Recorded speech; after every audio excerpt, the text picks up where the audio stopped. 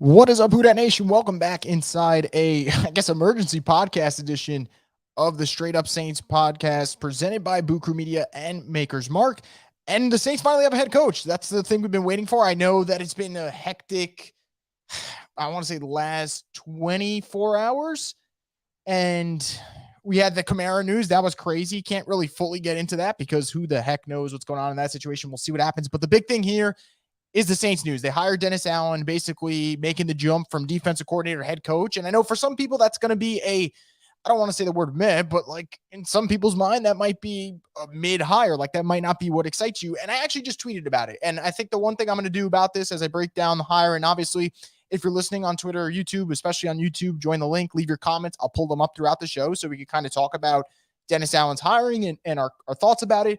But this is what I will say about this, because I felt this way about Dennis Allen, especially this season. Last season I was thinking about it, and then this season it came around, and I started thinking about it a little bit more. But specifically, the Bucs game happens, right? And the offense is putrid, and they win 9-0, and you see that he constantly somehow was the only coordinator today in the NFL that was having answers constantly for Tom Brady. And I kept thinking to myself, I was like, man, at some point, Dennis Allen deserves a second chance, right?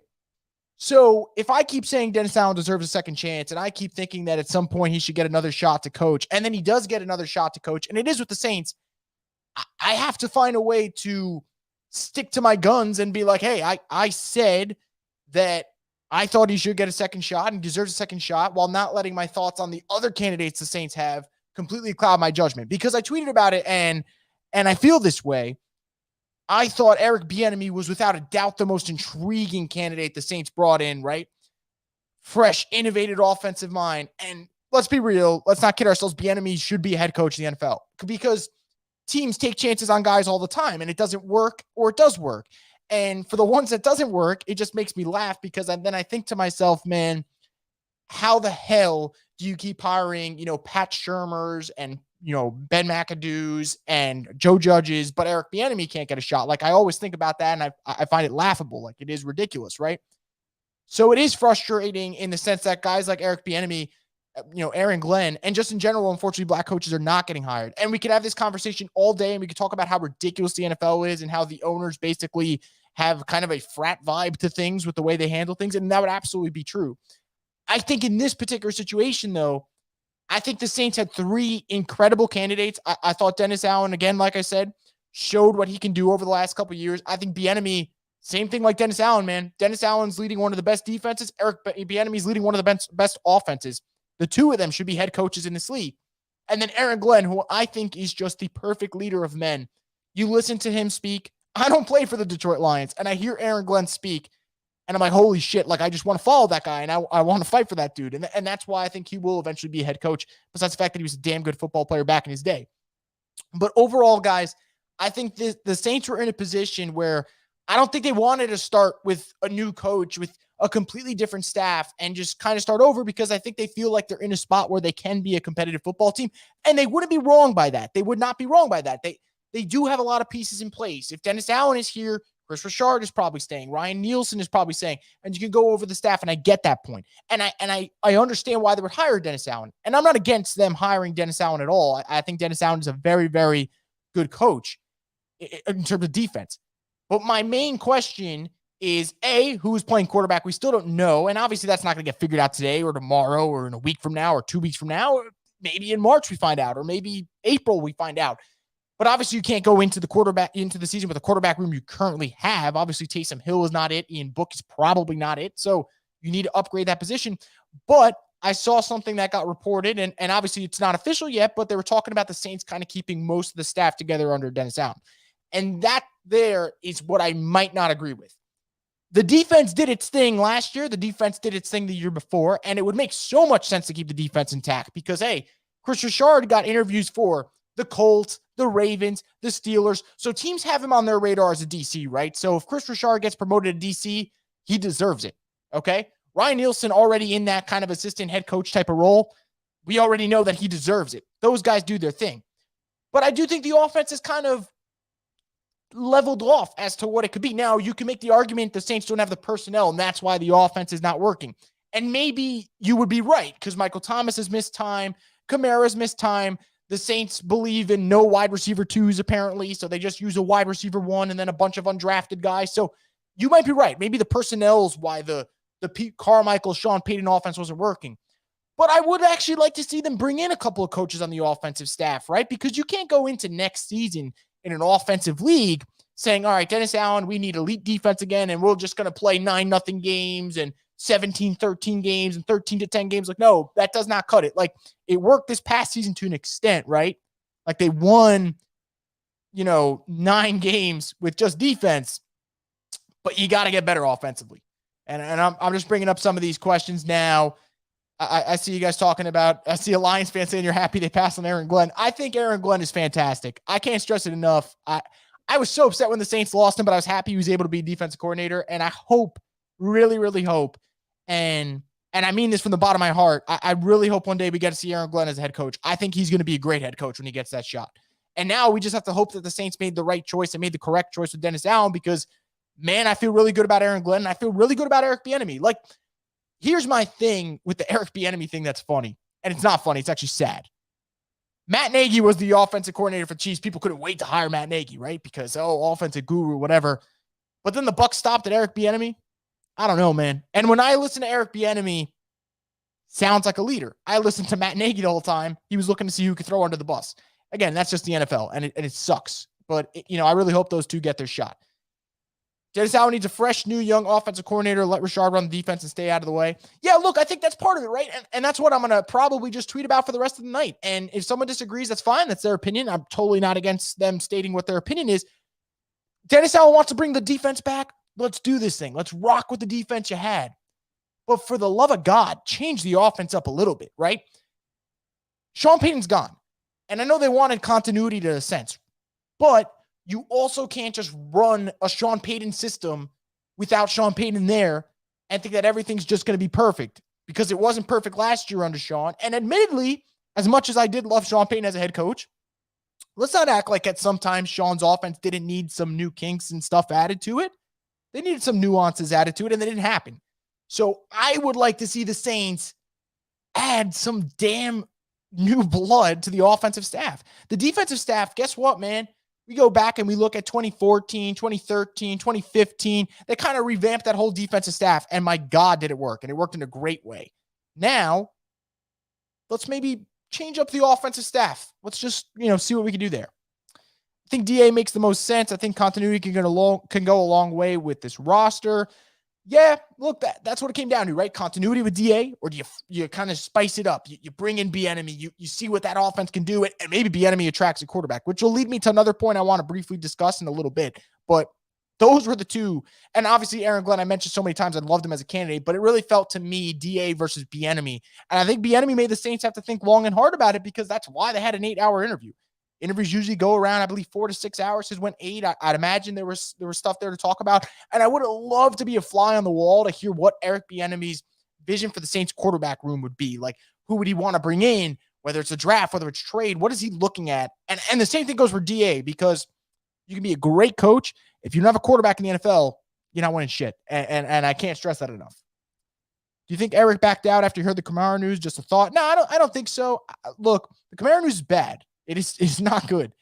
But I do think stuff like that kind of usually takes care of itself over time, and we'll have to wait to see what happens there. But I would not imagine that Eric Bieniemy would be the one to pass up a job opportunity, especially head coaching opportunity in New Orleans, where he's from. I think it's more so the Saints pick DA. That's just what I think.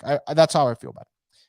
Not too flashy, but I'm all for the continuity he'll provide, and he deserves it after what he's done with the defense after the last few years. His success will depend on QB1, of course. Yeah, no. That's a great point. And I think that it's really important to mention that DA came in at a time where the Saints defense was terrible. They were ranked last in the league, and they weren't just ranked last in the league. The Saints defense was embarrassing to watch from an accountability standpoint. Brandon Browner pointing fingers, Jarvis Bird barely playing, and when he does, he was terrible. It was frustrating, right? It was absolutely frustrating. He comes in and he completely changes it up. And I want to add this, though. When Dennis Allen was the head coach of the Raiders, guys, that was back in 2012. So that was 10 years ago. He was 39 years old. So he was really young. He was kind of learning about being that head coach, taking that next step. And let's not sugarcoat it. His tenure was terrible. He was 8-28 in 2.25 season worth of play with the Raiders. That is bad. 8-28 is terrible. I'm not going to sugarcoat what the record was. But the Raiders were a mess at that time. They were going through that Reggie McKenzie phase and trying to figure out what they want to be. And I think when you kind of hit rock bottom in that sense, and he kind of did, and he had to go through the Broncos, he had that Broncos phase where he did well. Then he went to the Raiders. Then he comes back to the Saints. And you get to learn from Sean. You got to kind of think about what went wrong, what went right. And obviously not a lot went right, but I do think there are some coaches that deserve second opportunities. And I'm not comparing the two. I'm not. But the great Bill Belichick had to kind of reassess where he was after his first shot. And I'm not saying Dennis Allen's going to become Belichick. God, no, that's not going to happen. But Dennis Allen wasn't a terrible head coach and then couldn't figure it out as a coordinator, right? He was a terrible head coach in his first stint with the Raiders. It was a terrible stint overall. Comes back to the Saints and took a unit that was terrible and made the Saints a great defense. And no, this is not the most exciting hire. So I'm not going to lie to you and say, you hire Dennis Allen and you start jumping for joy. No, you're not doing that. But you understand it. And it's not a hire where you flip the table and be aggravated about what the future of the Saints is, because no matter who the Saints hired, Dennis Allen, Aaron Glenn, Brian Flores, Darren Rizzi, Eric Bieniemy, could have been Doug Peterson, whoever it could have been, I would have asked the same damn thing. Who's playing quarterback and how is this offense looking? Because I don't want to see the Saints kind of get in this just, I don't want to say, honestly, I'll just say, I don't want them to be content. I don't want the Saints to be content with all of Sean Payton's assistant coaches and everyone's stick. Like, it's the NFL. Things are evolving. Things are changing. Spice it up a little bit, man. I can't stress it enough. If the Saints go into next season with the same offensive philosophy and don't really change up the roster much, we're going to just be sitting there where scoring points is pulling teeth, and no one wants to deal with that. And I'll add, the defense probably won't be as great as it was this past season because that's such a hard bar to constantly meet, right? If you get a 98 on a test, it's hard to do just as well, or if not better, right? It's not going to happen probably. So I look at this Saints team. I understand the hire. I'm absolutely okay with the hire. But every coach has their own guys. And I don't want the Saints to be like, Sean retired. What is our best Sean 2.0 and the rest of Sean's, I guess, spawn being in the staff? Mix it up a little bit. Mix it up. If Dennis Allen has some guys that he thinks works, if Dennis Allen has some coaches that he wants to bring in, especially on offense, let's do it. Let's do it. Because again, I do think that Dennis Allen deserved a second opportunity. But you can't just say we're running Sean's philosophies because Sean's not in the building anymore. It would just be weird to me. Who do you think would have been a better hire for head coach, Dennis Allen this year or Dan Campbell last year? That's really tough to say. I want to wait. I want to wait because I need to see how Dennis Allen does in his first year. But the one thing I'm going to say about Dan Campbell, and no one can take this away from Dan Campbell coaches and cares about his players so damn much to the point where their overtime losses and their last minute field goal losses, it was killing him inside, and you could see it. And I think for Dan Campbell, if it doesn't work out, I don't think it's going to, if it doesn't work out in Detroit, I think it's not going to work out because they don't have the roster, and maybe they're not building the right way, and maybe they just can't find the quarterback. But I watched Dan Campbell this year, and I thought he actually did a really good job, and I thought he coached his ass off. And I've seen Dennis Allen coach his ass off on defense. Now I got to see what is Dennis Allen's ability and vision as a head coach. And what I'm curious about is you hear all about how well Aaron Glenn interviewed, and now we're hearing about how well Eric Bieniemy interviewed. And I'm not surprised that those two interviewed well at all. How did DA, obviously DA had to interview well for the Saints to hire him, but how was DA in terms of pitching this next phase for the Saints?